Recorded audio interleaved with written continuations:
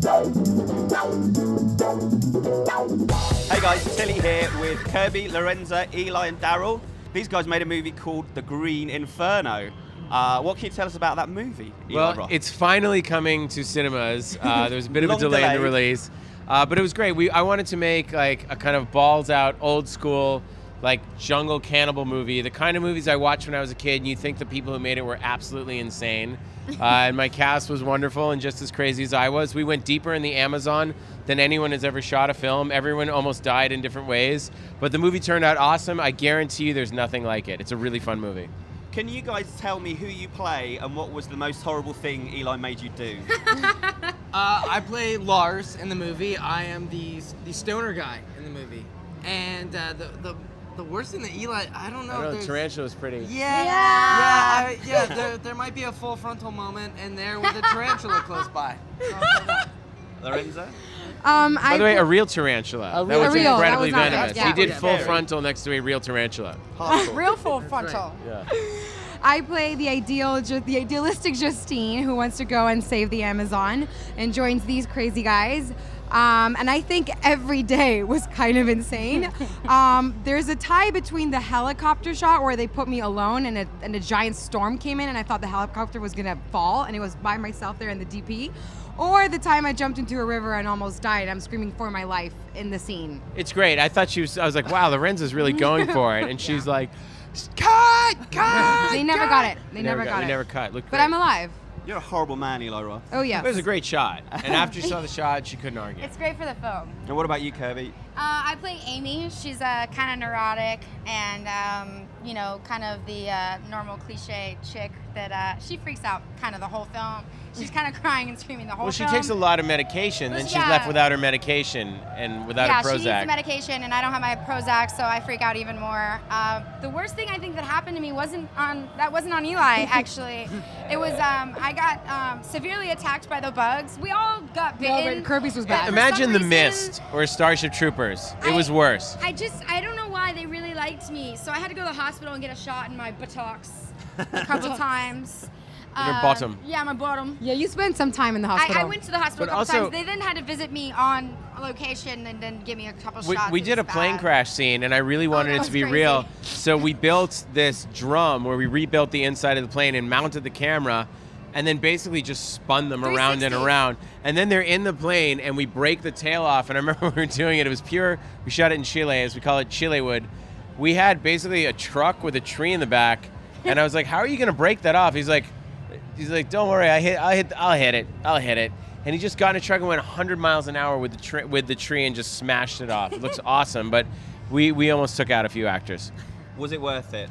Absolutely. Absolutely. What's the most messed up thing that happened in the Amazon? Bless you.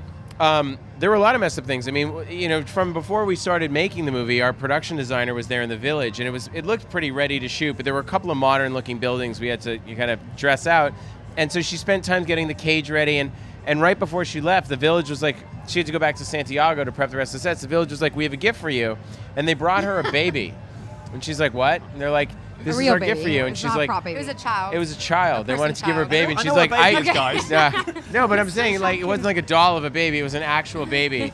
Then the last day of shooting, I remember we were all like saying goodbye, and we like everyone's crying. It was like this beautiful moment, and there was like there's a rainbow. It was literally like a movie scene. It was raining, then a double rainbow, and we're all hugging. And then we get in the boats because you had to take these 90-minute boat rides, and everyone's boat starts going, and our guy who was drunk just he was pulls drunk the every thing night, and he yeah. breaks the cord on the boat, so we start drifting the other way down the river, and we're on with the actors, and we're all screaming, we're like, "Our boat, we have no boat!" And then we start like spinning, going down the Amazon, and everyone else is like, "Bye!" They thought we were waving, and they couldn't hear us. They thought we were like joking around, and we actually had to rig. The guy had to like cut some rope from the tarp at the top and like quickly rig it before we crashed. So it was a lot of that. And then because he was drunk, he stopped and he picked up all of his friends along the way before we got Oh, that is true. There were multiple passengers that we had to then drop off, never knowing what exactly they were doing. It sounds like you need to make a movie about the making Yeah, of I've been saying that over and over. No, the best was the first day we were shooting. We're about to do the scene where they're taken to the village. So we have Daryl. These guys are all tied up in canoes,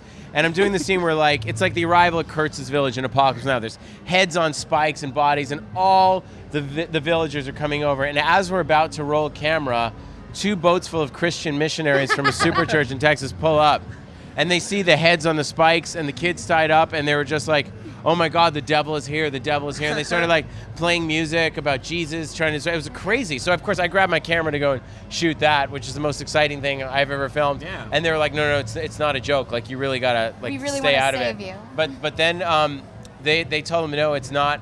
It's actually not the devil worship. It's Eli Roth making a horror movie. And they were furious, and they tried to disrupt shooting. Wow. Yep. Yeah, but the heat got them. It was about 115 degrees in the heat, and we were burning, so they were just sitting out in the river. Eventually, the sun just scared them away. The humidity was the worst too.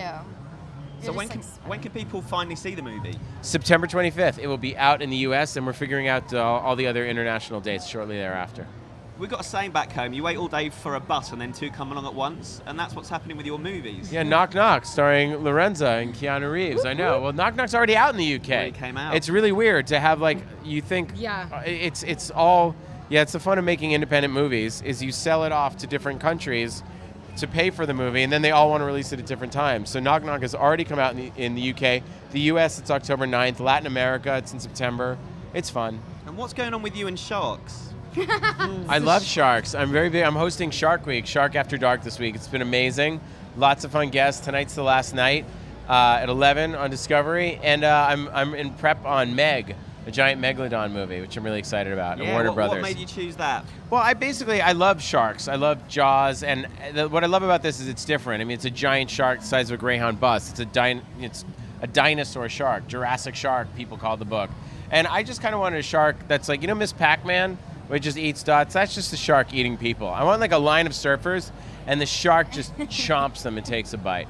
Well, you promised to kill me in a movie years ago, so could I'll this kill be you the in this one. You'll be the Englishman on holiday. I'm a good swimmer. You'll Lots be of the surfer. sunblock on, and we'll eat you in one bite. I'll get losing some weight now then.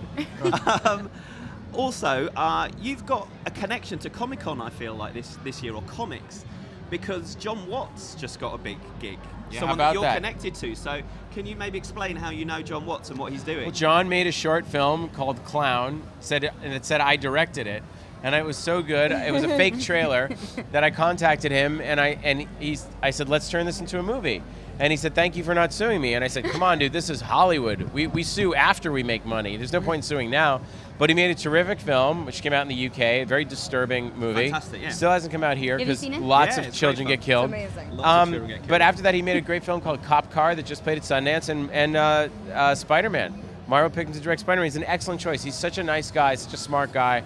I think he's really, really going to make a terrific What film. do you think he'll bring to the Spider-Man universe? Well, he's got a bizarre, like a really great sense of humor, amazing sense of composition. If you go on johnwatts.tv, he has all his commercials and his music videos, the Swedish House Mafia stuff he did with all the dogs. Like, they're really like, he has amazing visual skills, and he's a nice dude. They want Spider-Man to be very different from the Mark Webb Spider-Mans. So they have a whole different take on it that's completely different approach. I think it'll be a lot of fun. What, the scene where he kills lots of kids? Let's hope. If I was producing, yes. Cool, guys. Well, thanks for coming in. Thank you. Green Inferno out. Say it again. September 25th. Cool. Well, have a great Comic-Con. And thank you guys for watching, and keep it right here on IGN for all your Comic-Con needs.